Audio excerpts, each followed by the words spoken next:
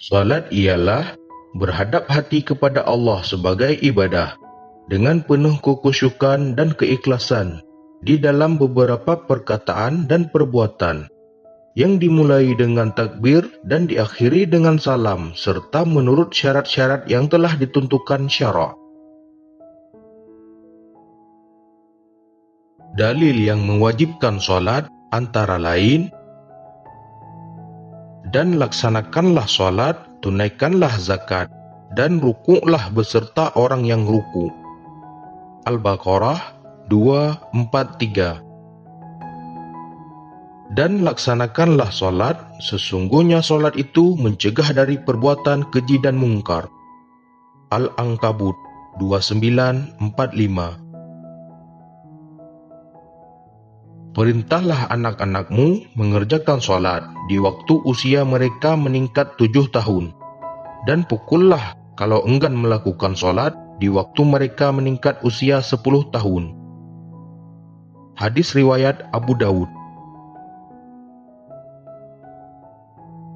Syarat-syarat wajib solat: beragama Islam, sudah balik, berakal, suci dari haid dan nifas, telah mendengar ajakan dakwah Islam.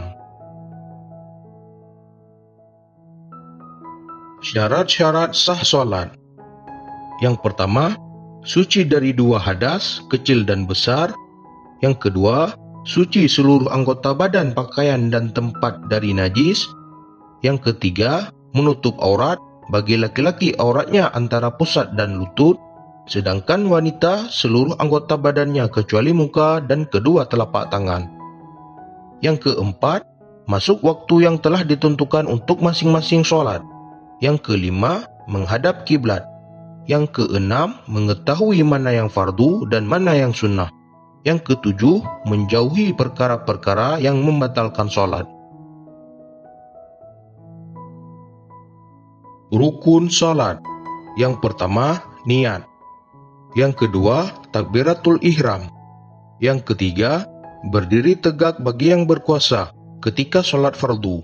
Boleh sambil duduk atau berbaring bagi yang sedang sakit. Yang keempat, membaca surah Al-Fatihah pada tiap-tiap rakaat. Yang kelima, rukuk dengan tumakninah. Yang keenam, i'tidal dengan tumakninah. Yang ketujuh, sujud 2 kali dengan tumakninah. Yang kedelapan, duduk di antara 2 sujud dengan tumakninah. Yang kesembilan, duduk tasyahud akhir dengan tumakninah. Yang kesepuluh, membaca tasyahud akhir. Yang ke-11, membaca salawat kepada Nabi Muhammad SAW ketika tasyahud akhir. Yang ke-12, membaca salam yang pertama. Yang ke-13, tertib, berurutan mengerjakan rukun-rukun tersebut. Yang membatalkan solat: solat itu batal, tidak sah, apabila salah satu syarat rukunnya tidak dilaksanakan atau ditinggalkan dengan sengaja. Salat dihukumi batal karena terjadi hal-hal seperti tersebut. Yang pertama, berhadas. Yang kedua, terkena najis yang tidak dimaafkan. Yang ketiga, berkata-kata dengan sengaja walaupun dengan satu huruf yang memberikan pengertian. Yang keempat, terbukanya aurat apabila tidak ditutup seketika. Yang kelima, mengubah niat, misalnya ingin memutuskan solat. Yang keenam, makan atau minum meskipun sedikit. Yang ketujuh, bergerak berturut-turut 3 kali. Yang kedelapan, melompat dengan keras walaupun sekali. Yang kesembilan, membelakangi kiblat. Yang kesepuluh, menambah rukun yang berupa perbuatan seperti rukuk dan sujud. Yang ke-11, tertawa terbahak-bahak. Yang ke-12, mendahului imam dengan 2 rukun fi'li dan tertinggal 2 rukun fi'li tanpa uzur. Yang ke-13, murtad, artinya keluar dari Islam. Sunnah dalam melakukan sholat: waktu mengerjakan sholat ada 2 sunnah, yaitu sunnah ab'ad dan sunnah hay'at. Sunnah ab'ad: yang pertama, membaca tasyahud awal.